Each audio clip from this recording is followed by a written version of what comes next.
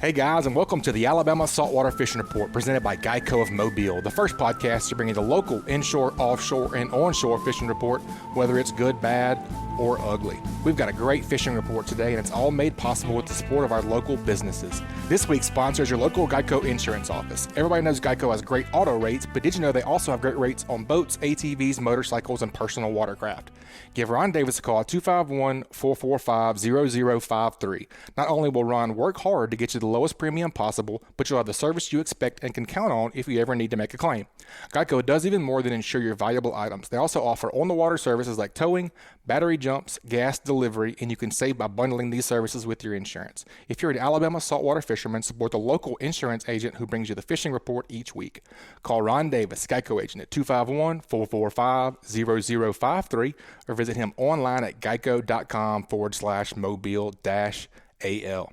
I am Butch Theory, and I am joined today by the man, the myth, the legend, the marshal of the Mississippi Sound. How are we doing today, Captain Bobby? Man, I want you to say that 10 times fast. I got a little tongue-tied there already. You did good, though, man. You did good. You know, and talking about your sponsors, too, I just want to mention again, like Geico and the other sponsors you have, you guys work hard at this show, and they're the reasons that you guys do it, and get to do it, So I'm just kind of echoing what you said about supporting the sponsors of the show. So. Absolutely. It's been pretty cool how the community, the fishing community here, just supports their own. Mm-hmm. Geico insures my boat. We just try to take care of our own. Everybody's been loving the slick lure and going to see Geico and supporting our local sponsors. So I really appreciate you saying that for sure. Yeah, well, I'll tell you what, man, it's good to be here and let me turn knobs and push buttons again, man. Heck yeah. Got to. I need some help. I need all the help I can get. No, he's got my hands tied behind my back again, guys. He won't let me touch anything. Well, we touched some fish yesterday. We did, man. We did. That was fun. Me and Jay Williamson from KillerDock, and we even got old Joe on the boat. Got Joe on the boat. Got Big Papa Joe on the boat, and we had fun, man. Man, I'll tell you, I had a blast. It's just so much fun to get on the boat with I get to fish with all levels of experience, but when I can get to do what I did yesterday, which was, one, get in the water, which I'm in heaven when I'm wading. I just don't get a chance to do it nearly enough. And then just get to watch, guys that pick up a rod, know what to do with it, and, and I get to just take fish off. That was a lot of fun. And that also allowed me to do some scouting. And we'll talk about, I guess, in a second. But, when I have experience on the boat and fishing, catching fish certainly is a priority. But, it was one of those kind of things where, catching was not maybe the number one priority, just looking. Right. That was a lot of fun to me. So that kind of thing's a treat for me. I enjoy finding fish. I love catching fish, don't get me wrong. I love watching people catch fish. But to me, the most satisfying thing is finding and patterning and understanding stuff. Figuring out the science behind it. Yeah, I saw a T-shirt one time that was talking about speckled trout that said easy to catch, hard to find, easy to catch, and so the key is the finding them and understanding them, and so I got to do some of that. So, and to be on the boat with some friends too, that was a lot of fun too. We had a good time, man. You guys pick at each other so much, it's a hoot. I can just see it. Yeah, I can see this competition that goes on and the picking. It wasn't much competition yesterday. Jay smoked our butts most of the day. I was thinking about it actually, and it was so funny because of the few different things we did. We were in the water. Jay smoked everybody, and he caught fish kind of all day long. And then Joe got hot when we were out in the bay, and then you made this incredible fourth quarter comeback when we got out on these flats. Yep, and firework. I mean, you put it on everybody at the end, so it was so fun. Everybody got a hot stick at some point. True. Everybody on the boat except me had a hot stick yesterday. Oh, but you were helping us, though.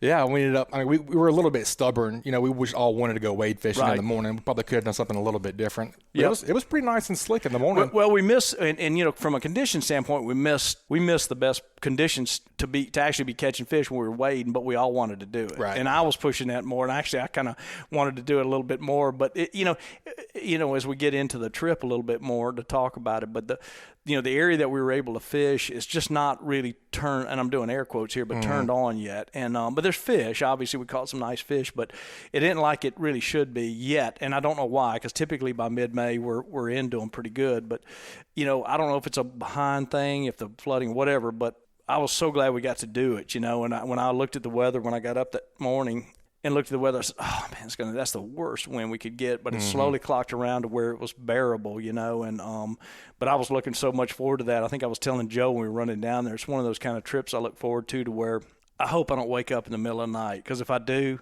I ain't going back to sleep. And that's what happened. I woke up and I was going oh man, so. Yeah. Joe kept me up late when we got up early, so you know how that goes. Number one thing that I noticed yesterday morning, first thing, was I was up to my chest and I could see my feet crystal clear. Yeah. The water was insanely clear. Insanely clear, yep. Do you think that hurt us or helped us? No, it helps in the fact that they can see the bait early, but when you get in clear water like that, it's a low light deal, and you better be, like we were in the water when it was still dark, and we had been moving for a little while before the sun even started to clear.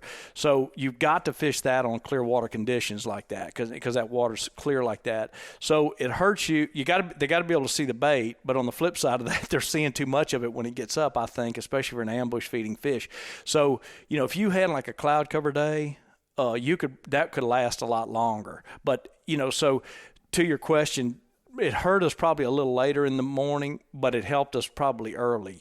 So it's kind of a fine line right there. I don't like, and I don't think any fisherman that I know of likes fishing gin clear water, shallow wise. So if you're going to do that, you got to do it like we did. I mean, we were back in the boat. We were back at Jay's house. 8:30? No, we pulled back into his house at quarter to 8. Oh, really? Yeah. So we'd already waited. I'd gone back and got the boat, picked y'all up, ran back to his house. So we were in the water, fished, and back at his house at quarter to 8. Yeah. So we probably could have been back there before that if we weren't being so hard headed. Right. But I, as usual, get carried away and wait. There was just a ton of bait though. I mean, it seemed like every time, like you said yesterday, 10 times. As soon as you'd be like, all right, I'm going to get the boat, Jay would catch one. Yeah, that's right. We trickled out top water for quite some time, and Jay kept on the top water, kept on it, and it paid off for him. Yep, that's right. I switched to a slick kind of early because it was a little rough. Once we got around that point, it slicked off, and that's when he started hammering on top water. Right. And should have kept my top water on. Yeah, I know. And I told him that. Just about the time I switched, I got off the top water. Just about the time I got off that, we hit a school of fish because I got bit like 3 times, missed 3 in a row on a slick, and then he caught one on the top water. And I said, God, I wish I left my top water, but I didn't want to stop right then because I knew we'd hit. And 3 casts in a row, I had probably 10 bites, and I whiffed all 10 of them. It was terrible, man. If we'd have been in a tournament, I probably would have broke my rod and had to walk back and get another rod.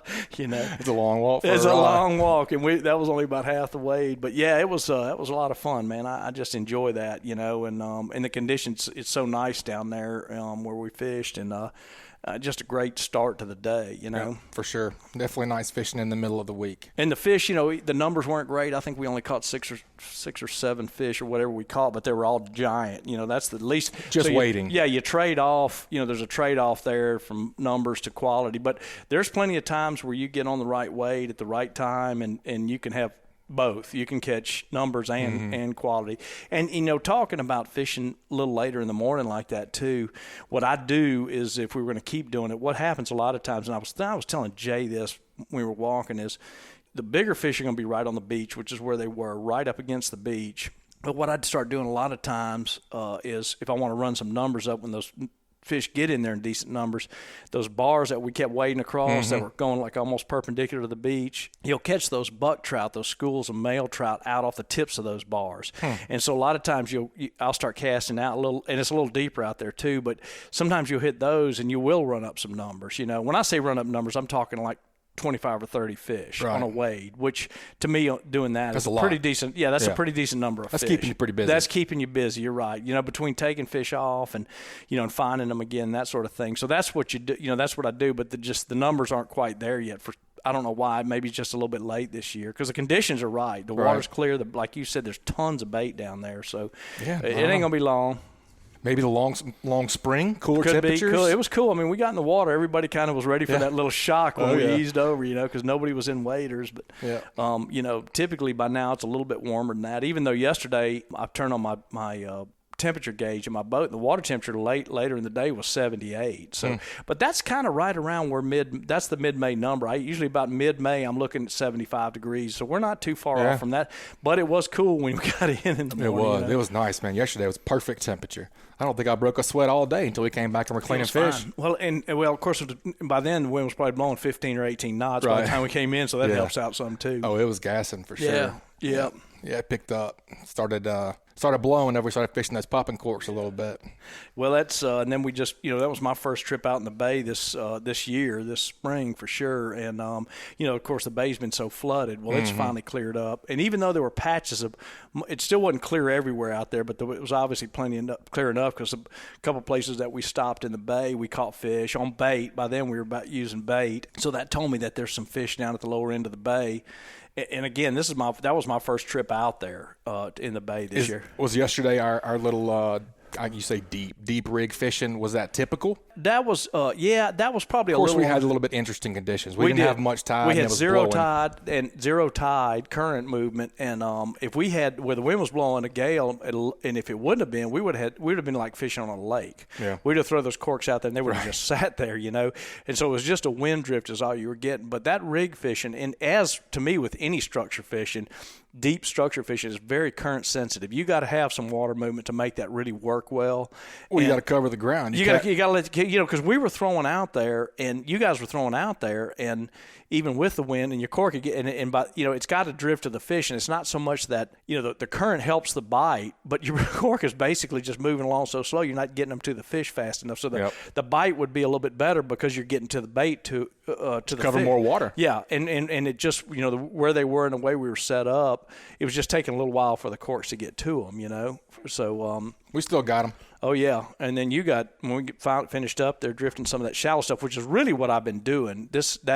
I haven't done any deep water fishing. Matter of fact, we were joking about it when I grabbed a couple of my slip cork rods. Yeah. You throw them out there, they were screaming, And that's how little I've used my slip cork since last year. And but when we got on that flat down there, that's which is more along the lines of what I've been doing is that's where you really got them there. That was fun. That's where everybody was getting mad. Every time I look up, Butch would have another fish, and he was throwing right in the middle of the other guy's corks. Joe's cork hit my cork one time, and my cork went away. And I was like, what? And had him on. And Joe was like, what is happening? Oh, that was so much fun watching that take place, man. Yeah, we have some good friendly competition with those guys for sure. Well, all right, man, let's get into this thing. You ready to get the reports? Yes, sir. All right, man. I look forward to them, man. I can't wait to hear these. Me too. Hopefully we got some good stuff. Let's head on down to Orange Beach, Alabama, Sam's Bait and Tackle, and see what Chris Vecsey is up to. What's going on down there, Chris? What you guys got going on around that Orange Beach area? Well, it's pretty crazy down here. Obviously, this week snapper season starts, so everybody is coming in, getting ready for that. Tomorrow will be real crazy, but I don't know. Everybody's doing a little bit of everything. Beach fishing is still, pretty red hot when it's not, blown out too bad. But even some of the windy days we had this week, we had good numbers of pompano, a lot of really big whiting. Spanish were in close, speckled trout bit well. I mean, it's been a pretty good bite overall. You just been getting to the beach super early for those speckled trout still and throwing top water? Yeah, I've been throwing a mix of things. Honestly, I haven't been catching as many on top water. It's mostly been subsurface plugs, primarily twitch baits. In the past week, we've gone down there. Me and a couple of buddies have been catching some on the fly rods in the surf on this calm afternoon. Honestly, early morning is not like super early. I haven't been catching any trout. It's actually been a later morning bite, and I don't know if that's just timing it with the tides or what. There's been a couple factors there that have definitely led to when I've been catching my trout, when I haven't, and we can talk about that in a bit, of course, too. But it's really been a later morning bite and even an afternoon bite. Well, that's great. What kind of twitch baits you been throwing? Mostly fish in it's the unfair. It's called the rip and slash. It's size is a 70. It's like 2.5, 2 3/4 inch twitch bait. Pretty much any natural bait fish color has been working. But because the ladyfish have been in pretty thick, how you work it has been a lot more deciding on whether you're catching a trout versus catching, a ladyfish or a bluefish. If you keep that thing working too fast, twitching it too much, the ladyfish are on it left and right. And what I've been finding is that a simple, just one hard twitch followed by like a 5 to 6 second, it's almost unbearable. It's always at the right at the height of the pauses when I'm hooking those trout. But if I keep that plug moving, just thump, thump, thump, thump, the ladyfish are on it constantly. So less twitching, more pausing. Chris, on that size bait that you're using right there, I'm assuming you're throwing those on a spinning rod, right? Yeah, primarily. Yeah. I can throw them on a bait caster. Yeah. That size there is about as small as I'll throw on a bait caster. You get much lighter than that. If they can on something too small, you have to use a spinning rod. Right. Well, let me ask you this. Are you using braid on that spinning rod when you're using that? Yeah, absolutely. And do you put a leader on there, like a fluorocarbon leader on there to your Yeah, braid? I use if I'm beach trout fishing, I typically use 20-pound fluoro. If the ladyfish and stuff just give me too much grief, then sometimes I'll jump to 30, even 40-pound. It's amazing how many big beach trout I've caught on 40-pound leader. They just don't seem, when they get in the surf zone, it's like a different animal. They just don't seem to be as line shy. Right. That's what I was kind of getting at with that. I was just kind of curious because the water you guys deal with over there, and I'm assuming when you're on the beaches, you're really talking about way clearer than what I'm used to over on the west side. And so that's kind of what I was getting at with that. It's been pretty clear. Yeah, it's been pretty clear. I go ahead and tie on about 3 to 4 feet of that fluorocarbon. That way as you're cutting, you're going to have to cut back and retie, of course, as the leader gets damaged. That way I'm spending less time tying new leader sections on. Right, and even though you're in the business, that fluorocarbon leader ain't the cheapest stuff in the world either.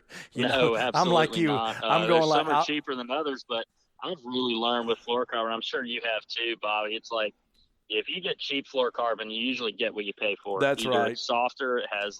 It doesn't have as good knot strength. Cheap fluorocarbon to me is exactly that. It's cheap fluorocarbon. I'd rather spend a little bit more money and get the good stuff, so to speak. Yep, and that's what I know exactly what you're saying on that.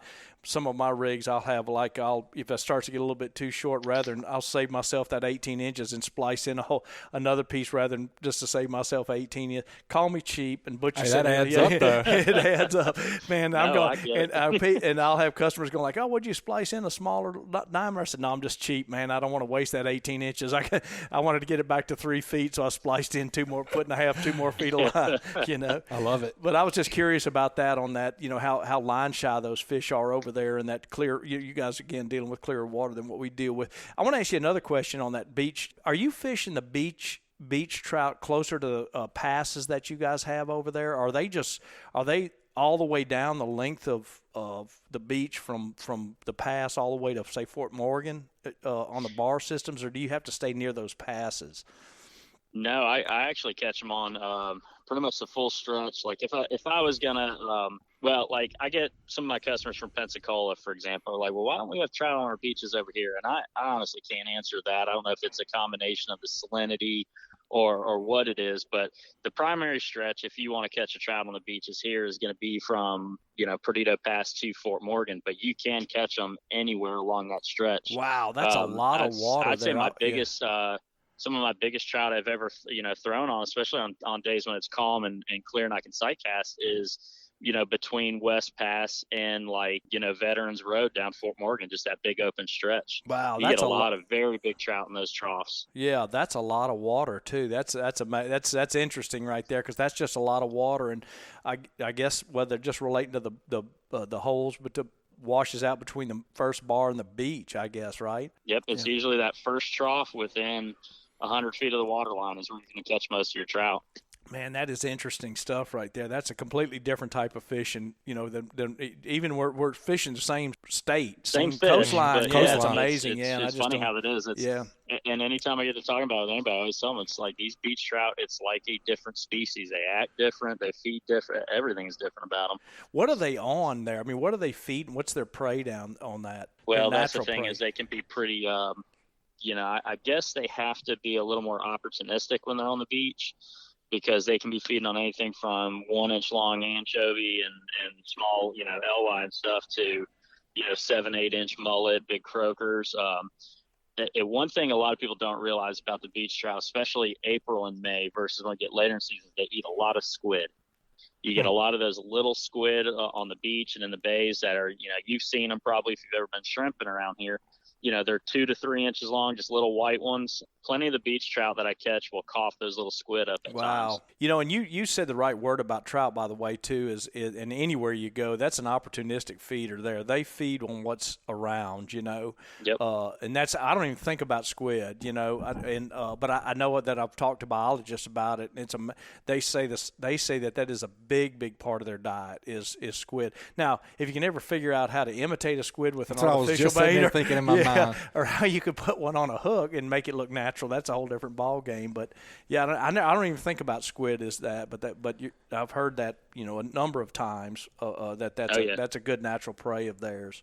Well, there are some small artificial squid. Savage Gear just came out with a really great one that I want to put to work on the beach. But a few years ago, I had a buddy of mine, Heath Hipple, who has Bugs Fishing Lures from Texas.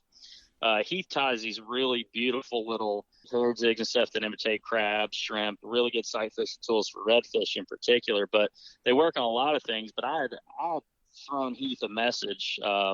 I'd just gotten off the beach that morning. I'd caught redfish, I'd caught trout, I caught flounder, and everything was full of squid. Wow. I mean, you could tell they were that's what they're gorging on, for the previous couple of days. And anyway, I got him to send me, he tied up these squid bugs for me.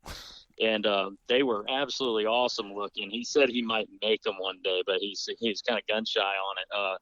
Anyway, I might have to send Butch a picture of one a little bit to show you. Yeah, but, I'm curious. Yeah, I mean, I think that one from Savage Gear is going to be a winner on these beach fish and definitely on the flounder. That's interesting stuff. I'd like to see that myself. Me too. Yeah, let's talk pompano a little it's bit. Beautiful.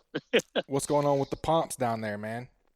Oh, they're still chomping. I mean, even like I said, a couple of days this week, the water was pretty ugly, and it didn't matter. People are still catching them, but this was like a week of I'd have certain customers message me, man, I've been fishing here for 3 hours this morning and, haven't gotten a bite.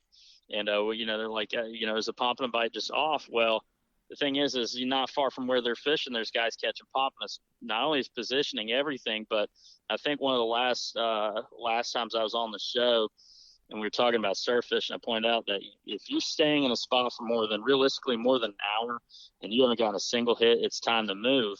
And that just demonstrates it. If you've been sitting in a spot and you don't have a bite and there's guys catching fish right down the beach from you, it's time to get on your feet and get going. It sucks having to reset everything or even get in your vehicle and drive somewhere, but you came to catch fish. You need to do what you need to do to catch fish. That's right. You got to stick and move if it's not happening. Yep. I think that was the last time you were on. You were talking about that. Yep. What's going on with the pomp stomp? Pomp stomp. That's right. We're into the third week now, so not much has changed. I've only weighed 2 fish over 3 pounds this month so far, so hopefully we'll see some more coming in. Seems like the start of the month there were still some of those bigger fish around, but there were way more big fish in April. That's for sure. Chris, have you caught any permit late or heard any about any permit being caught? Not in the last, I'd say the past week and a half, not so much, but through the spring we've been catching them sporadically. And you know how the permit that we do catch here are usually not very big, but let me stop you right there. Mark and I were talking about this in the shop the other day. Permit have become a common catch. That's unbelievable. Whereas 5 years ago, if somebody caught a permit, they were sending me a picture like, man, is this what I think it is? Mm-hmm. Nobody does that anymore. Everybody's just like, oh, we caught, 5 pompano, a couple permit, a blue, it's now a casual thing in conversation. It's not as big a deal as it used to be. Well, when a second ago, I started to stop you because you went like, well, you know how the permit are. I'm going like, no, I don't know how the permit are because I've never caught one. And you guys are throwing obviously we catch them a little more often than you do to the west, but yeah, it still just fascinates me that, and you just touched on it.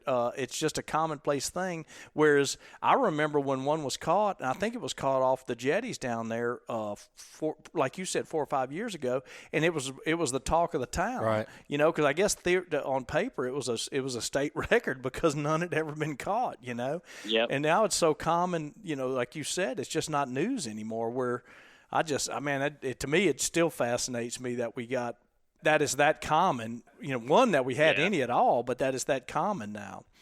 Yeah, I don't know where they came from. And you see schools of it's sometimes it's not 1 or 2. You might get in a school of them where you'll literally catch 8 or 9 of them. And size wise, they're still mostly small. But I think it was 2 years ago, a gentleman caught one off the beach at the East Jetty that was just shy of 10 pounds. It was like 9.9 pounds. Somebody sent me the picture. They're like, isn't this like considered a state record? And you're like, yeah, of course it was. But I don't think the gentleman weighed it in as a record. I think he just stuck in his cooler and took it home for dinner. Jeez.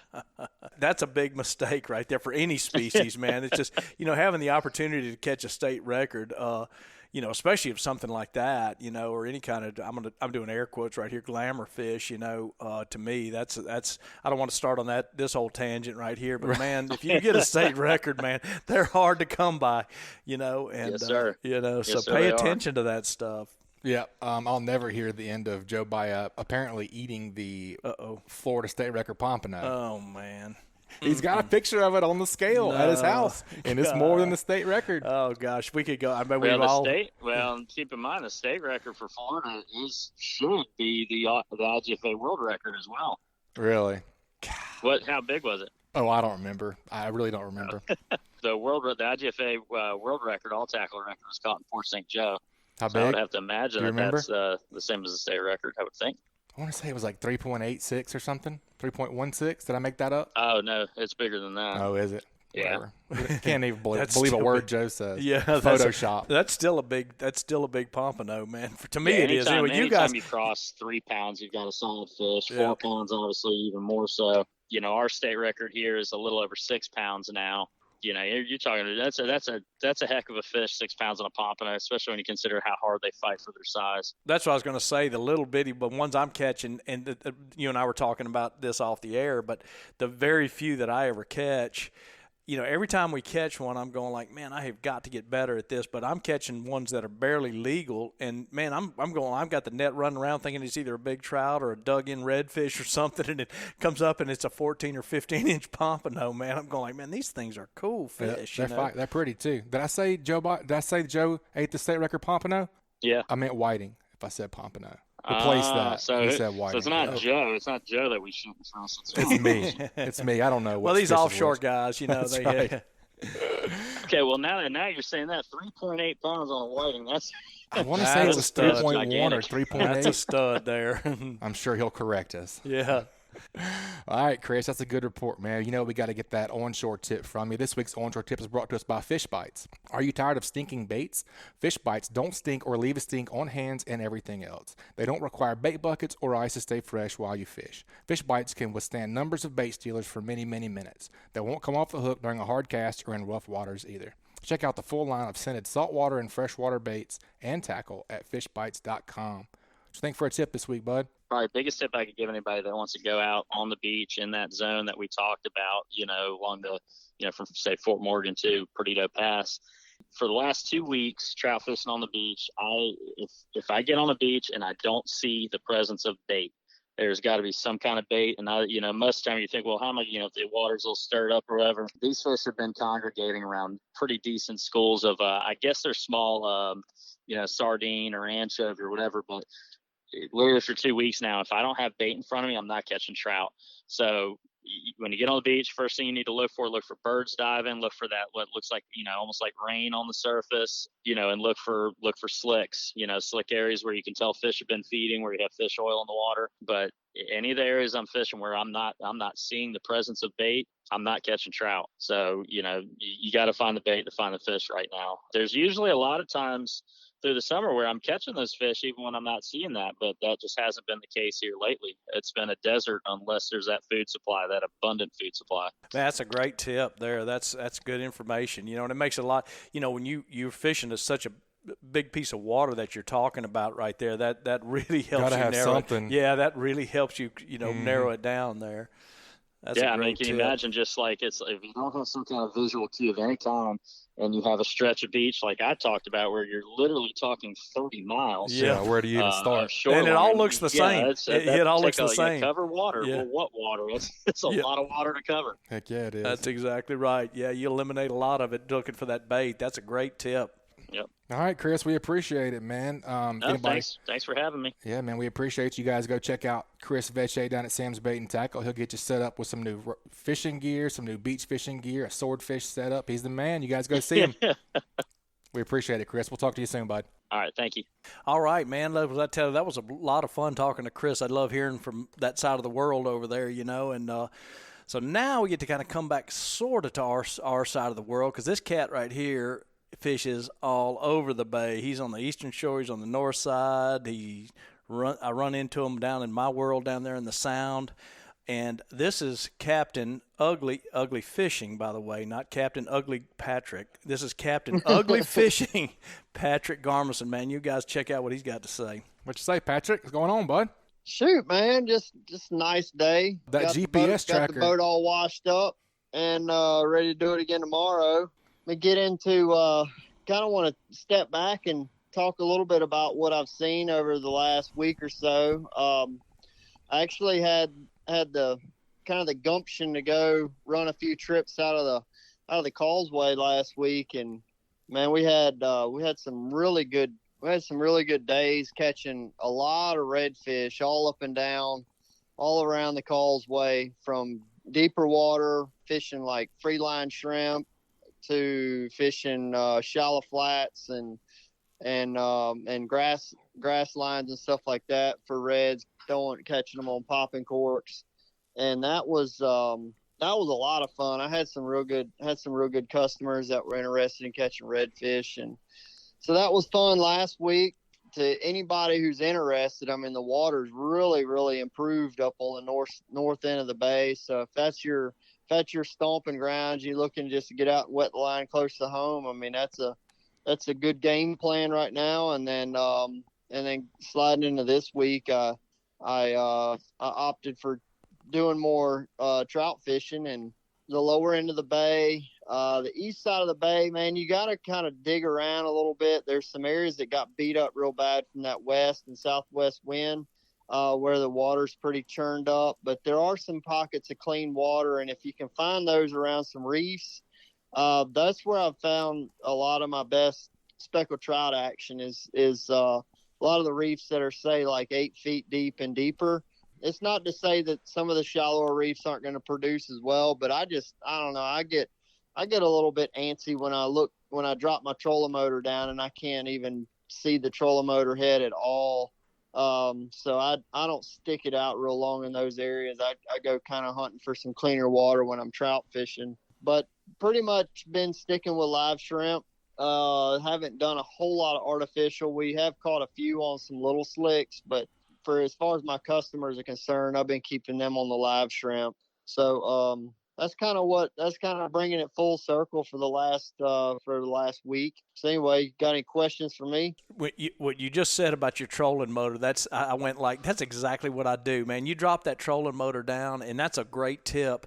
For anybody trout fishing is, if you're using a trolling motor, and even if you're not, I remember way back before we used to use trolling motors on these saltwater boats, the old timers, I guess I'm an old timer now, but the old timers used to tell me, they used to say, if you couldn't see your lower unit of your big motor, you're not in clear enough water to trout fish. And that's exactly what I do, and a lot of guys will do. Now, if I can't see the head of that trolling motor, it's just flat out too muddy to trout fish. So you guys, listen to what he's talking about right there. That's a real good barometer of water clarity right there, is just to look at your trolling motor node. You drop that down there, and the saltwater trolling motors are white. So if you can't see that, you sure enough are in some muddy water, Great tip, dude. That's right. And that, I mean, and we caught a few trout in that dirtier water, but it just, man, it's like pulling teeth. You just got to be real patient, kind of weed through some croakers and some trash fish bites and stuff. So it's not worth sticking it out, in my opinion. So if I'm like gonna dedicate the first 2, 3, 4 hours of my day to trout fishing, I'm not gonna spend a lot of time in muddier water if I have other options. Now, if I don't have any other options to get out of the muddy water, I'm going to change gears and get into more of a red fishing mode, because those guys will bite in 3 inches of visibility. You don't need 18 or 20 inches of visibility to have a good redfish day. They're using their sense of smell a lot more than the trout do, so you're right. Right. Yep. Great tips, man. We saw we ran into a couple schools of birds yesterday. We didn't really see any big. It was kind of rough though. We didn't see any really big slicks or anything. You seen any big schools of birds starting to pop up or anything, Patric? Man, I really haven't. I'm always looking for them. Really, the last time I saw like real good bird activity was when I was over in the Sound pre-full moon. But I mean, that feels like decades ago now. I mean, just looking back at how, it's been several weeks ago, but I mean, that was the last time we saw some real good bird activity. But no, I mean, I've been doing, like I said, leaving out of the Eastern Shore and then up on the causeway. There's not a tremendous amount of bait on the causeway, which I think is a little bit helpful to where if you wanted to go up there and throw artificial bait and just throw artificial bait exclusively, you could probably do a good bit of damage on some redfish up there. we did catch a handful of trout, but man, the few keeper trout that we caught were all females, and none of them seemed to have like any kind of roe. So I'm wondering if Bobby, you were talking about it the other day about how big the roe sacks are on those lower end of bay fish. But I'm wondering if because it's so much fresh water, it's just held those trout up from responding to any kind of spawning activity. So, as that water gets saltier up on the north end of the bay, I think you're going to see a lot better action, like trout action, and possibly having some other opportunities up there. But anyway, that was something that I noticed when we did clean a few fish the other day. You hit the nail on the head. I think that's exactly what's going on, because they have to have a fairly high degree of salinity to spawn, and the difference between where you're at, even though it's clearing up there, that salinity level has just not gotten there yet. And 2 months ago, it wasn't like it is now from that. Exactly what you're talking about. The roe sacks were tiny, pale yellow sacks, but some of the fish, like the fish we caught yesterday, weighed and were just, we didn't keep any of them, but man, if you'd have cleaned, they were giant, and they were so loaded. But we were in water that Butch and I were talking about before we went on the air. We were in, waist chest deep water in low light conditions, and you still could see your feet. That's how salty and clear it was, and so that's exactly, I think, is what you hit the nail on the head, because that they're not going to start spawning, true spawning, until they get that right salinity, until they get into that right salinity. And again, 2 months ago, the fish I was keeping had those little pale sacks in them that just, they're not even close to getting ready to spawn. Whereas now, even the smaller trout that we're keeping to eat, man, they're just giants. For the size fish, are just giant roe sacks in them. Kind of breaks your heart to even keep one of those, even though they're 17, 18 inches. Those females are so loaded up with roe right now. I would agree with you there, Bobby. A lot of the fish that we caught today were drumming, so even the 18, 19 inches that we did run across, it was it doesn't hurt my feelings as bad to throw one that's drumming on ice. Right, that size. I got a friend of mine that drumming, he used to call that the croak of death, because that was the only ones we ever kept with the males. Yeah, the croak of death is what he used to call that. That might be something. That might be a good philosophy in the future, right? That's right. If they drum, they die. No doubt. Yeah. I'll tell you one of the things I was going to add. A lot of what I've found has been the most successful, especially like as we're going into this nip tide, really slow water movement, is doing more free lining my live shrimp. I used to be like an exclusive treble hook guy, especially with live shrimp. And man, I've switched over to like using that 1/0 Kale hook, like I was talking about using for sheephead back in the spring. Mm-hmm.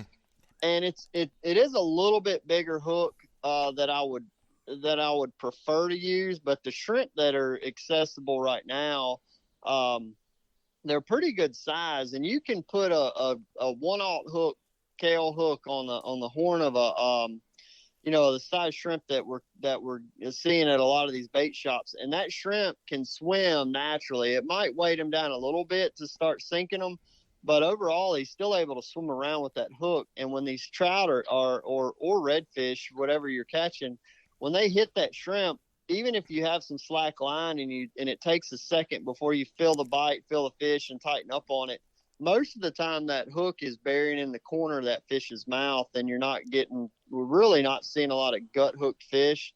So even if you're out there fun fishing and doing a lot of tagging and catch and releasing or whatever, that's a good hook choice for minimizing your fish mortality. So that's kind of the last thing I was going to add there, Butch. Yeah, no, I love that. That's actually interesting. I don't know if I've ever fished that way. So whenever you're free lining a shrimp, I mean, it's you just have braid to a leader to a 1/0 hook. That's it. That's it. And when is that applicable? Whenever I'm free lining, I'm always horn hooking my shrimp. There's very rare cases where I'll tail hook a shrimp, but for almost 99% of the time, I'm going to have them hooked in the horn or right under the horn, and just let him swim and do his thing. And as long as that hook is not too big to weight him down to where he's not able to swim and carry that hook around naturally, then the hook size is okay.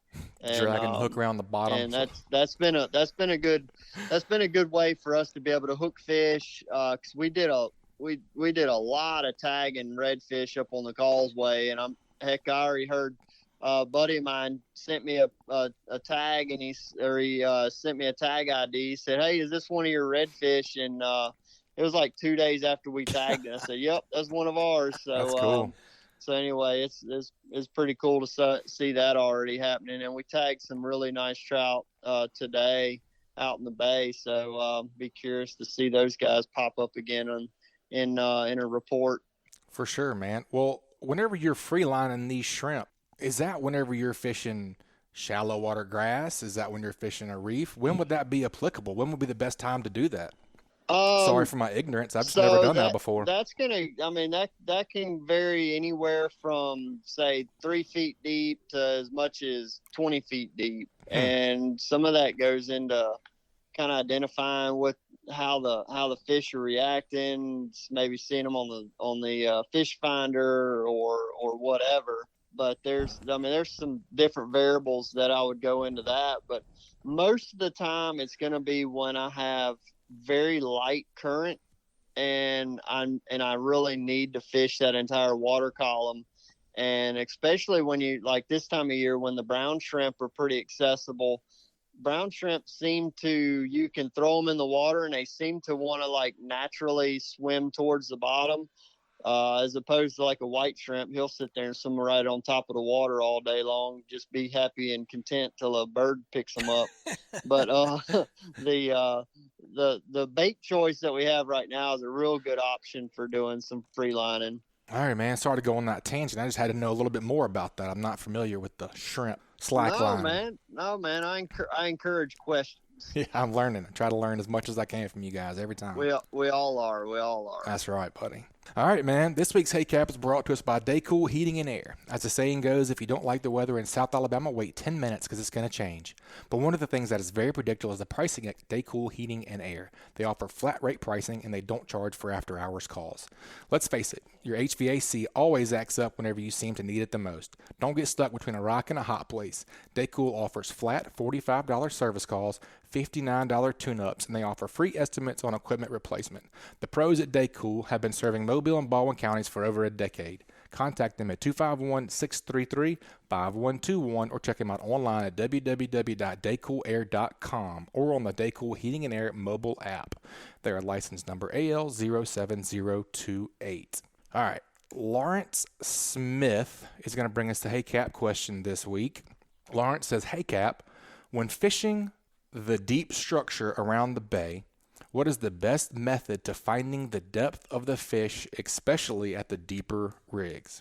The structure is in the bay and the sound is the 4 R's: rigs, wrecks, reefs, and rock piles. That's right. You didn't get it? Let's see, W. Rex. I got it. You got it. I can't believe it, man. Hey, Butch ain't no grad, buddy. He's sharp, buddy. You If sharp there's as one- you're about sharp as a bowling ball. I can quick. tell you, it didn't go past him. But that you could, he said rigs, but you could throw in any of that kind of structure. Oh, and I guess we could call it the 5 R's because you got the reefs, wrecks, rigs, rock piles, and range markers, right? Range markers. Yeah, That's what I was thinking too. The 5 R's. Yeah. Yep, all kind of them R's. Yeah, I picked this question from Lawrence because I knew I was going to have Captain Bobby on today, and I figured y'all could nerd out on it. What you think, man? Yeah, I think that's a great question. It's applicable. I think that's about to be coming up here pretty soon. Starting to move into that time of the year. So how am I going to find the fish at the depth? So if I have free range of the structure without any other boats on it, I'm going to turn my Ray Marine to side vision, down vision, sonar, all of that onto my machine. Like I'll have it divided up into 3 quadrants, and I'm going to either if it's shallower, say like 8 foot deep and less, I'm probably just going to drop the trolling motor over, kill the big motor, and just troll the motor around that area for maybe just take and cover the whole thing if you need to. I mean, some of these reefs aren't really big, and you can cover them with the trolling motor in probably 2 or 3 minutes. And looking at your electronics, a lot of times you're going to see a zone where you're marking fish more consistently, and they could be. Sometimes you got to look at it. You got to look at it real close, because sometimes they're going to be really, really tight to the bottom, and those fish typically going to try to catch with a slip cork that I've got set basically on the bottom, where it's just like barely skimming the bottom and not getting hung up. But utilizing those electronics is how I'm going to go about any open reef or rig or wreck or whatever, where I can take a look, scan it, see where I see my biggest marks, my best looking fish. And it takes some time. I mean, we talk about it a lot. You got to get to know your electronics to understand what your particular setup looks like and where you're going to see fish. But doing it as a practice every single time and then trying to identify them is going to be helpful. So say for instance, I make a pass over a wreck that's 10 or just say 12 feet deep, and I mark fish pretty steadily at 8 feet deep. Well, and I have three customers on the boat. I'm not going to set a slip cork at 8 feet deep and put all three people at 8 feet deep. I'm going to set one slip cork at 8 feet deep. I'm probably going to have one of them even throw a popping cork, because you never know when there's going to be one up higher. And then I'm going to have one, if the conditions allow it, where it's not too windy or too swift a current, then I'm going to go with a free line shrimp. And all of those are going to help me kind of cover the water column pretty well. But if that 8 foot deep slip cork gets hit first, then I'm gonna pretty much just go with, hey, I was right at what I read on my machine, and that's where the fish are. And I'll probably go ahead and get at least the second angler switched over to that 8 foot deep slip cork, and then probably I need to see at least one more bite at that depth before I take my third angler off of whatever he or she was doing to commit fully into that. But a lot of times what you're going to find is you're going to see where there's going to be some marks kind of throughout the water column, or you may see more bait in one area, and a free line or just a little tiny split shot on a free line shrimp or pogey or whatever your bait of choice is, something that where you can literally throw it out, it's going to land and slowly sink all the way to the bottom. If you're covering the water column really slowly, then it doesn't really, it's not as, it doesn't have to be as precise as saying, all right, I have to have my slip cork set at 8 feet deep, because these fish may be kind of moving up and down through the water column, and you're just going to present a bait that's sinking slowly through the water that they're going to find as it sinks past them. So that's essentially what I'm going to do on any rig or reef or any type of structure that's say like 6 feet deep and deeper. And I'll tell you what, that's exactly right. Typically you're going to find that to Lawrence's question, you're going to find that they're going to be in the lower third of the water column. So if you're fishing a 10 or 12 foot deep piece of structure, you're going to want to fish 8 to like Patrick was talking about, where you're just ticking the bottom right there. But there is the occasion where sometimes, and I find that it happens typically when it's like mirror slick calm and there's no tide, those fish will move way up in the water column. And a shallow popping cork, it's very rare when you got a lot of current that they'll move that high up in the water column. Typically, going to find them in the lower third with more current. With more current, and but if you catch those mirror slick days where the cork won't even move, that's when I put on a popping cork. But the other thing, like Patrick mentioned too, this is what I do. I do exactly what he's talking about. He's covering the whole water column with his anglers, and that's one of the advantages that we do have as guides, because we're going to have multiple anglers on the boat, and so I can do testing. I can do it, and it's amazing sometimes, even in something like a 12-foot rig, where 1 foot of depth will make a difference. 1 foot will make a difference. You can put a slip cork at 8, 10, 11, and 12, and the guy at 11 is getting bit and nobody else is, and it's amazing. Now, sometimes it doesn't matter. When they're eating the rod tips off, as long as you're close, you're okay. Right. But there are times when that 1 foot makes a difference, and to what Patrick said, he talked about it. He said, pay attention to the guy that's getting the bite, because that's where you need to have everything set. Yep. And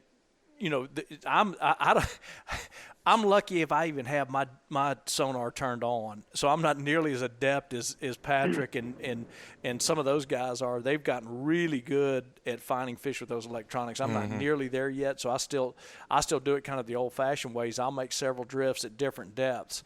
And to his point, that's exactly what you're going to find is they're going to want it at a certain depth, and it can vary from day to day or time of the day, time of the tide. So you got to kind of play around with those depths a little bit. I'm gonna extract a tip that I learned yesterday from Captain Bobby. I learned that from you yesterday about how to know how far down your slip cork is. Tell us a little bit about that. Yeah. Well, because I was fussing with it. Yeah. Well, when you're setting a slip cork, in a slip cork rig, I got them on my website, Patric. I'm sure you do too. It's, we don't have enough time to explain how to rig one up. So you want to go look at the diagram. But the gist of it is there's a little piece of thread or whatever type of stopper you're using. I use the thread type that I tie on the line. And so that's going to stop your cork from going any further. In other words, your line will go through till it hits a bead, then hits the cork and blah, blah, blah, all the way down. So that bead, that thread is adjustable, and that's how you change your depth. And so to make it real easy, if you wanted to put, if you were fishing a 15-foot rig, you would go, okay, well, here's my stopper. I'm going to put it at the end of my rod, and I got to have 15 feet of line laying all over the boat. Which is what I did yesterday. Well, and everybody does that, But if you take for example, it doesn't matter what length rod you're using, but let's just say I was using a 7-foot rod, and just assume that the butt of the rod is 18 inches. So that leaves me 5.5 feet up to the tip from the butt, and then 5.5 feet back down. So what I do is we put the bobber stopper reel it up till it's right at the start of the butt, and then put the hook next to that. That's 11 feet. 5.5 up, 5.5 down. And it's all right there on the rod. So if I need 2 more feet, I can just pull it out that way or shallow it up 2 feet. So you don't have all that line laying all over the place. And by the time you do all that, as you well know, and anybody that's ever done it, when all that crap's laying around on the boat, guess what happens to it? Yeah. You don't get a triple. Everybody. Hookup too. Yeah, that's exactly right. You got everybody tangled up. So it's just a real easy way to measure it off. If you got whatever length of rod you do, just measure it off. Just double it up and down on your rod, and it's a real easy way to get your depth set real quick. And one other thing on depth, and this happened to us yesterday, by the way. And I don't remember who it was, but who was it, Jay, that caught a big red fish? Jay caught a big red. Jay. All right, so what happens a lot of times with those stoppers, when you hook a big fish like a red, like he did, or a jack, and they're pulling, that cork is pushing that knot up the line. And so you'll find, you go like, wait a minute, all of a sudden now I'm at 30 feet. So, and it not just on a big fish, but a lot of times when you're on a hot bite, you want your bobber stopper tight enough that it doesn't slip, but not so tight that you can't adjust it. So pay attention to your depth sometimes. You'll notice sometimes you're catching fish, and all of a sudden you're not. Yeah, and it gets deeper and deeper and deeper. So just every once in a while, just after you catch a fish and you go to bait up, just make that quick check with your line, make sure you're at the right depth, and you go back to fishing. Because like you said, you just change that depth just a little bit sometimes, and you'll get right out of the fish. Yep. I see it every single year. Every year, every time we're catching fish on slip corks, that I've got somebody that gets real hot and they're catching fish, and all of a sudden they go cold. And I've got somebody else catching fish occasionally, and then I go back to the person that was catching fish like crazy and find that they're not slid up or down or whatever. It could be as small as 2 feet. Yep. 1.5 feet, 2 feet means a world of difference in the slip cork world. And man, you can go from whacking them every cast and not catching anything, and then make that adjustment, fix that, and then get them back in their zone where they were hot, and then they go right back to catching. Absolutely. Yep. We've seen it. And so, that's the thing, is keep an eye on that depth, man. When you get them dialed in, make sure you know what depth you're at in case it does slip, because it's going to make a difference. Yep. Oh, yeah. That's right. That's a and great I do answer. the same thing, measuring with my rod. I use pretty much all 7-foot rods for my slip corks, and just measure it by the length of the rod, and let her dig. And go from there. You don't have to have lines strung out from one end of the boat to the other. Whatever. Hey, you ain't the only one. You're not the only one. Well, I figured if I could, put my hook on the trolling motor and run it back 25 feet, then I could know where. Yeah, that's right. Yeah, that's what people do. Well, Bobby, I got a question for you. The slip cork depth is always always a little bit of an interesting conversation. everybody measures it a little bit different. Do you measure your depth to the hook or to the weight? I measure it to the hook, and it's funny you say that, because one time Richard and I were fishing. I don't know how we ended up fishing together, and I'm going like, no, you and so and my brother does the same thing. He measures it to the weight, and they're going like, well, no, the shrimp's swimming around, so the depth is set to the weight. I see that too. Yeah, I measure it to the hook, and is what I've always done. You know? I say the hook because. Yeah. Well, the hook's going to be what gets caught on the bottom. Well, yeah, that's right. And that's, to me, that weight of that hook is going to keep that shrimp down there. Well, what do you do? I go to the weight. Do you? That's wild. That's funny. Yeah. I do. Yeah. I always go to the weight. Well, let me ask you this. So if you say you're fishing a 12-foot deep rig or wreck or whatever you're fishing, 12-foot piece of structure, so you want to fish it at 8 feet, or 10 feet, you're putting the weight at 10 feet. That's right. Yeah, that's why I'm putting the weight at. I measure everything to the weight, and then I manage. If I start getting hung up, then it usually tells me that my bait isn't able to keep up with my hook size or something like that. So then I may have to downsize on my hook to where my bait can swim my hook and keep it up out of the structure. Right. Yeah, that's interesting. So I've had that conversation, and really I think the first time I ever talked about it was either with my brother or with Richard, and I was going like, no, it's to the hook. I mean, so there's no right or way. It's just whatever you like to do, but mine's always to the hook, so. I like fine. Everybody has their own That's way. it. I mean, I don't. It's kind of like Kyle Menernite. He always measured it to the hook too. Yeah. So he and I were working on a trip one day, and he called me and was like, "Man, this bite's pretty hot over here. It's 8 feet deep." And I come over there and set mine 8 feet deep and couldn't get a bite. And I was like, "Wait a minute, are you to the weight or to the hook?" He said, "To the hook. That's the only way to measure it." And I dang sure, man, I measured it out 8 feet to the hook and started catching them. That's right. But for you, that would have been you would have been in your case, for example, if you're using a 2-foot leader, you'd have been. He should have told you, or vice versa. He should have told you 6 feet. So it doesn't matter. And like I said, as long as you're both talking apples to apples, you know, and you just got to know. Yeah. Yeah, that's funny. That's good. That's awesome, Captain Patric. I love that conversation there. I'm glad we got off on that. Man, that's a great report and a great Hey Cap question. We appreciate that, Lawrence. Lawrence is going to get a prize pack from the Slick Lure. Lawrence, make sure you email us at alabama@bestfishingreport.com to redeem your Slick Lures. Send us your address to that email address. Y'all make sure you get in the Hey Cap questions at alabama@bestfishingreport.com, and we'll get you in the running for those Slick Lure Hey Cap prize packages. We appreciate you, Captain Patric. If people want to book a trip, I'm sure you're booking up. Fishing's getting hot, man. What's the best way to get in touch with you? Man, if they know what they want, they can go straight to the website, click book now, and find an open date on the on my Fishing Chaos calendar and just go ahead and book it. If they need some conversation and want to kind of talk through what they're looking for, they can text me and I'll get back to them as quickly as I can. Or they can call me at 251-747-1554, and we'll figure out what they're looking for, how we can accommodate, and get them on the books. But I've got I think I've got 3 or 4 dates open in June, towards the end of June, and then still have a good bit of availability in July and August. So nice. Anybody looking to get out there and do something new or whatever, I mean, I do my best to accommodate. Give me a shout. And I'm also doing that, still doing my fishing group text. So if you want to be a part of that, I usually get 2 or 3 guys sign up each week, and that's just send me a text 251-747-1554, and just in the message just say add the fishing text, and I'll get you added. But anyway, that's about it, man. Awesome, Cap. We appreciate it, man. Keep whacking them. We'll talk to you soon. Great job, brother. All right, guys. Y'all have a good one. Thanks for having me. Yep, you too. All right, Captain Bobby. Let's get our last report. Let's head offshore. We'll head down to Orange Beach, Alabama, and see what Captain Dustin Bedgood's up to with Fed Up Charters. What you say, Captain Dustin? Nothing much, guys. How you doing today? You been fishing? Yeah, I did some inshore fishing today. Nice. I'm back home now. Hear thunder outside, so I'm glad I'm back. Yeah, no doubt. Good timing.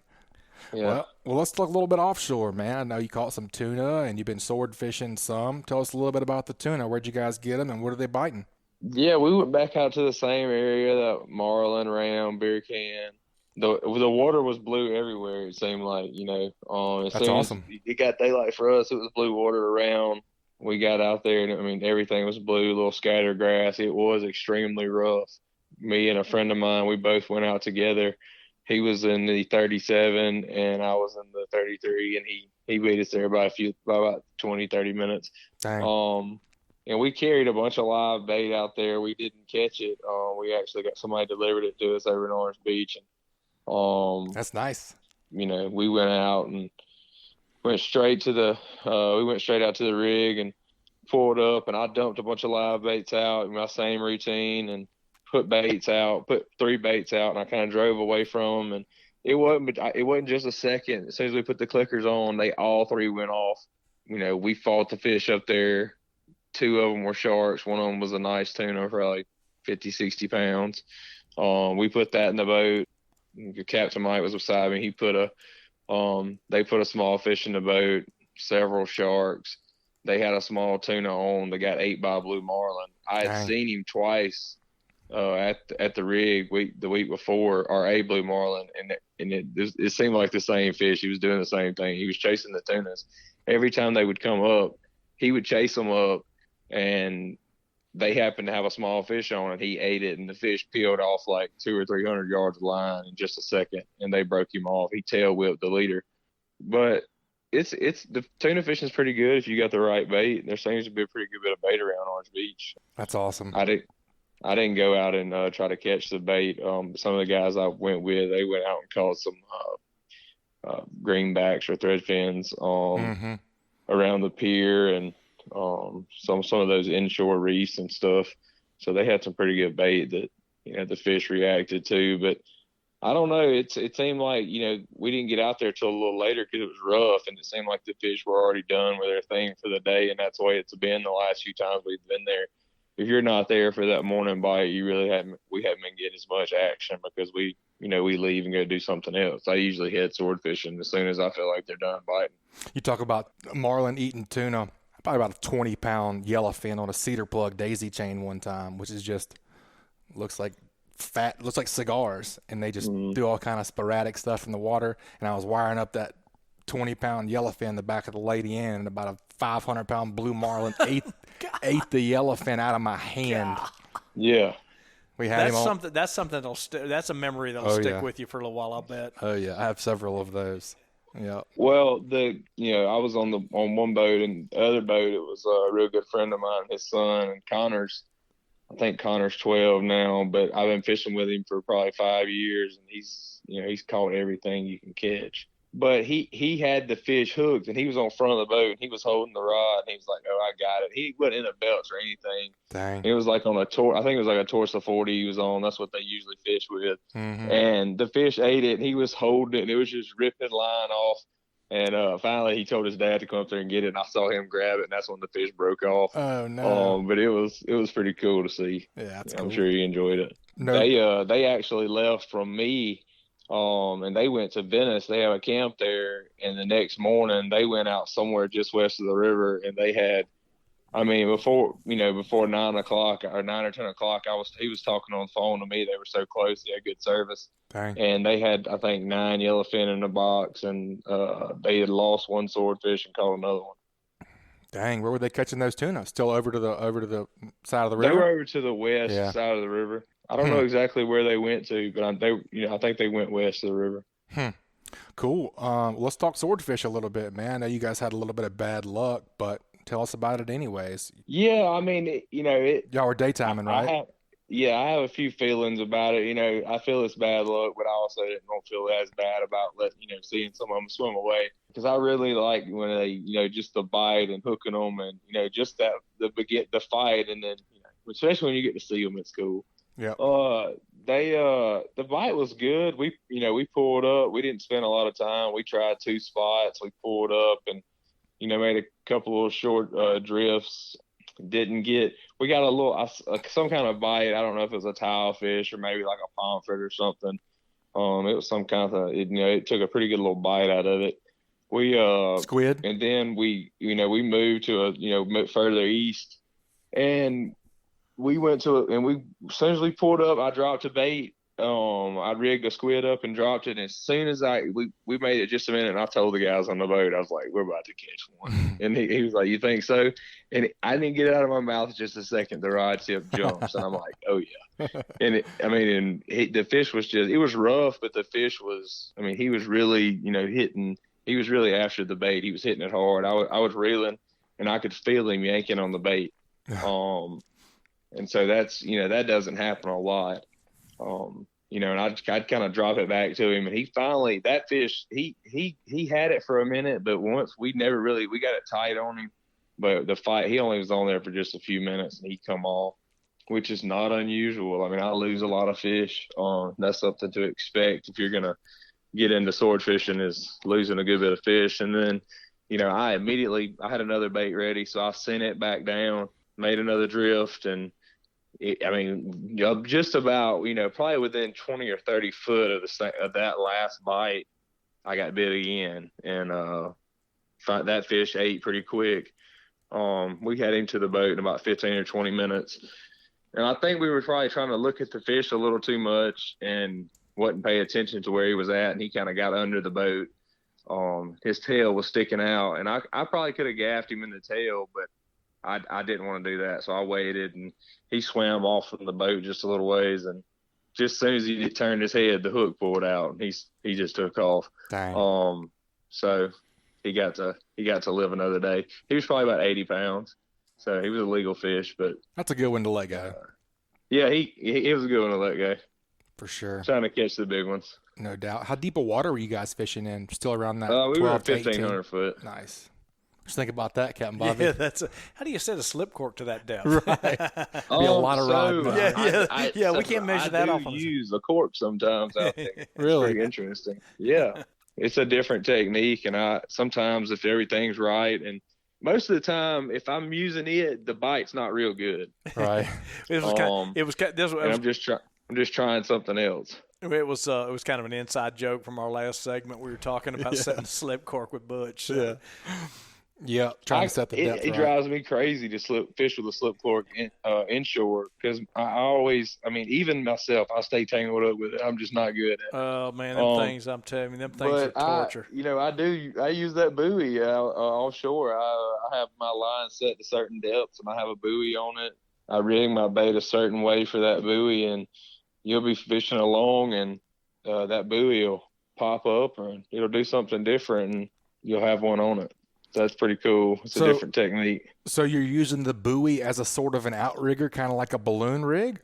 That's right. Okay, cool. That's cool. Same technique as night fishing. You could use balloons at night to get them away and separate them from the boat at different depths. And it's the same technique, but you just have to use something bigger since you have so much weight to hold the bait down.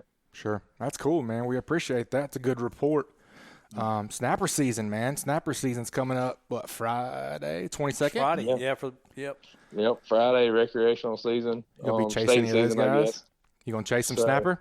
No, I'm going to stay inshore and let everybody else have it. I heard that, man. I know you do a good bit of that. I'm sure you'll get your fill this year. Oh, yeah, June 1st. Hopefully, I can fish as many days as I want after that, so. Right. I'm sure. Hopefully, I'll get my fill on snapper. Hopefully, everybody does. Need some weather to cooperate. Yeah, we need some good weather. The wind, rough water. People don't like to fish when it's rough. So. No doubt.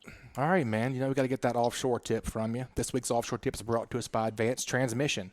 When your transmission starts acting up, you always think the worst. And if you're not that skilled mechanically, you're at the mercy of the technician to tell you the truth about whether you need a complete overhaul. At Advanced Transmission in Spanish Fort, Alabama, customers are encouraged to view their transmissions being disassembled, and if unavailable, they'll send you pictures and videos of the process. Even better news is that over 60% of their repairs are minor, not major overhauls. At Advanced Transmission, all of their technicians are tested and certified through ASE and ATRA. Give the professionals a call who have been trusted on the Gulf Coast for over 25 years at 251-626-6061, or check them out online at www.advanced-transmission.com. Be sure to tell them you heard this ad on the Alabama Saltwater Fishing Report for a 10% discount. What you think for an offshore tip this week, bud? So my tip for the guys going out snapper fishing, looking trying to get a bigger fish or trying to, get a bite if they feel like they're not getting one as easy. It should be a lot easier this weekend. There should be fish everywhere, I would suspect. I fished some of the rigs on my bay boat just with some customers just looking for something to do one day, and we caught them pretty easily. We were fishing with croakers, but we wasn't using any weight at all. I'll take my trolling motor and spot lock it and, pitch those croakers back and let them swim down a little ways, and those snapper pretty much can't resist that. But, that's tackling down a lot, not using much weight, using lighter fluorocarbon on smaller hooks. And I use live bait, or you can, take chunks of red meat, especially a bonita, cut it up and chum with it. But also you can put a hook in it and throw it back and let it fall down with it. But, just tackle down, try something smaller. I guess it really depends on what you're fishing over, what kind of structure it is. If you know what it is, maybe fish with something smaller. And, something I like to do is I like to, stay as far away from I can from the wreck and try to chum and bring those fish to me. Chumming, they definitely they'll come straight to the boat. Oh, yeah. When they start coming to the boat, then catch them. Don't let them go back to the reef. Don't catch them right on top of it. But, just try something different. Don't do what everybody else is doing. It's a great tip. I think that'll be a good way to catch a big one. Butch and I were talking about Dustin off the air. We were having a little conversation between segments and talking about trout fishing and tips. And I'm a very novice snapper captain. I've been on boats, or I've been the captain on the boat, but I don't really do the snapper fishing. And every little bit of everything you just told me right there was just brand new information to me. Brand new information. So that fits exactly what you and I were talking about, Butch, a little while ago, is I don't care how experienced an angler you are, you can always learn something. Oh, man, no doubt. So, I learn every time I talk to anybody. Everything he just said is brand new information to me. And so when I get if I'm hoping to go Saturday, when I'm going to go, I'm going to try exactly what he just said, Yep. One of my favorite ways to catch those bigger snapper is get a smaller lead, 2 or 3 ounce lead, probably a 5/0 circle hook, a smaller circle hook. Put whatever you want on there. Put a live croaker, put a cigar minnow, and I just cast it up 30 feet in front of the boat, stick it in the rod holder. It'll swing back with the current.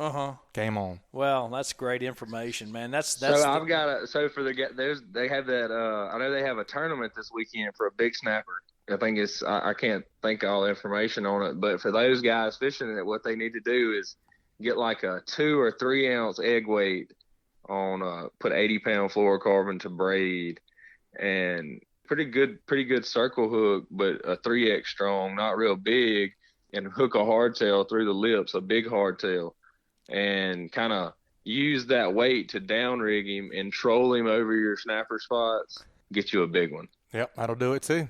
That's a tip and a tip. I like it, man.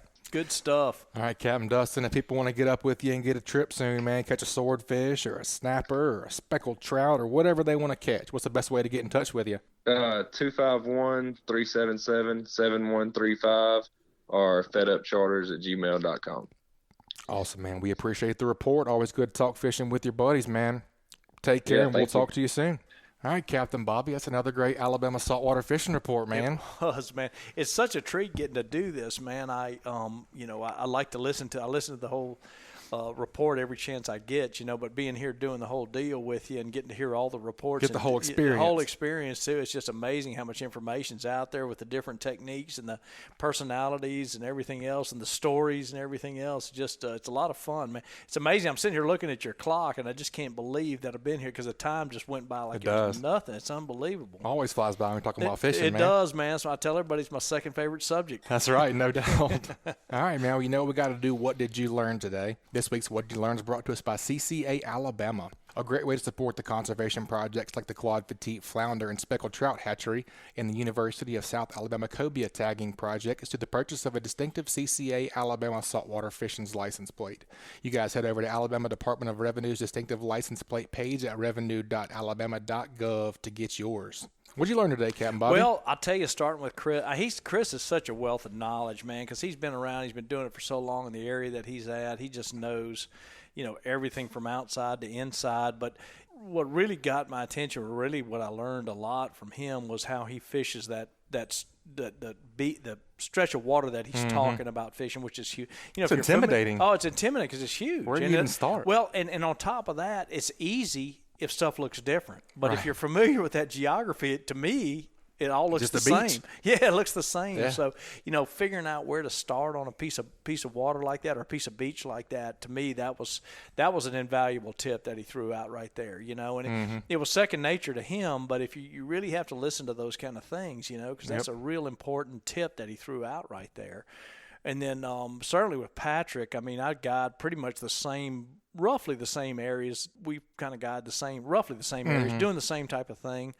And what he was talking about, we talk a little bit, we'll talk about in a second about downsizing, but he was talking about upsizing the hook from what I use, and then going away from a weight to use. Basically, he's talking about using the hook. He didn't put it this way, but he was talking about using the hook as the weight. Bit. Yeah, right. Yeah, and so not having a weight. And then the other thing I thought about too, when he touched on this, is having that bigger 1/0 hook. He was talking about freelining his shrimp. You're very, very, very rarely going to ever gut hook a trout with a hook that big, That's a great point too. Yeah, so you catch a big fish, you can take a picture of them and let them go, which we're all doing now. Yeah. And then talking to Dustin as being a truly novice snapper fisherman, the exact opposite. He's talking about getting off the structure, fishing lighter tackle and smaller tackle, to catch a bigger snapper. Or even to me, you guys laugh at when I talk about 10 or 12 pound snapper. You guys are going like, that's good eating size. That's good eating size. Yeah. But to me, that's still a big snapper. Big fish in general. That's a big snapper, and but just some of the tips he threw out there, like pulling off the structure and bringing the fish to you, is stuff I'm going to try. So that's all stuff that I've been guiding for 40 years this year, and fishing.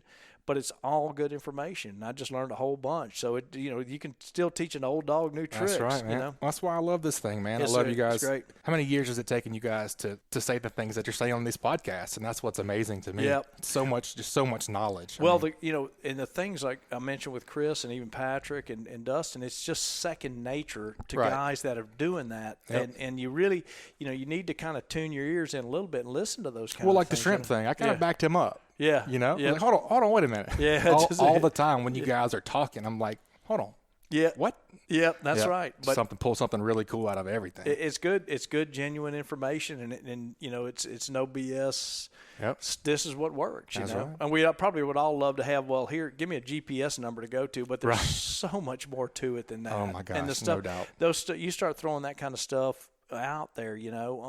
Everybody wants snapper numbers. Well, if you're going to do what Dustin said to do, you can go to that same number and make a fool out of somebody else. Or Patric, if you go fish the same wreck or reef he's fishing, or rig, and he's doing what he's doing with that shrimp, and you're not fishing at the right depth with a slip cork or whatever, he's going to make you look like a monkey. You're going to get hammered. So it's a lot more to than just I'm doing air quotes no again, doubt. Just the spot, right? No doubt. Yep. Oh, yeah. Yeah, I've been outfished a lot at the same spot where somebody else was waxing them. Yep, we all have. Yep, that's right. It's happened to us. It's like friend of mine says it all the time. He says, you can see the show or be the show. That's right, baby. I like that. Yeah. I like that. All right, Captain Bobby. I appreciate you co-hosting with me this week, man. Thanks for having me, man. It was a blast. Good deal. All right, buddy. All right, folks. That's going to wrap it up this week. You guys please subscribe, rate, and review wherever you listen to podcasts. If you'd like us to email you the show each week, head over to greatdaysoutdoors.com/ASFR, and we'll send you the new show each week. We'll talk to y'all next week. This week's Alabama Saltwater Fishing Report was brought to you by me, Joe Baya, and National Land Realty. If I can help you in any way with the purchase or sale of land in Alabama or Florida, whether it's timberland, farmland, recreational land like hunting land, or even agricultural land or ranch land like a horse farm, drop me a message at jbaya@nationalland.com. That's JBAYA@nationalland.com.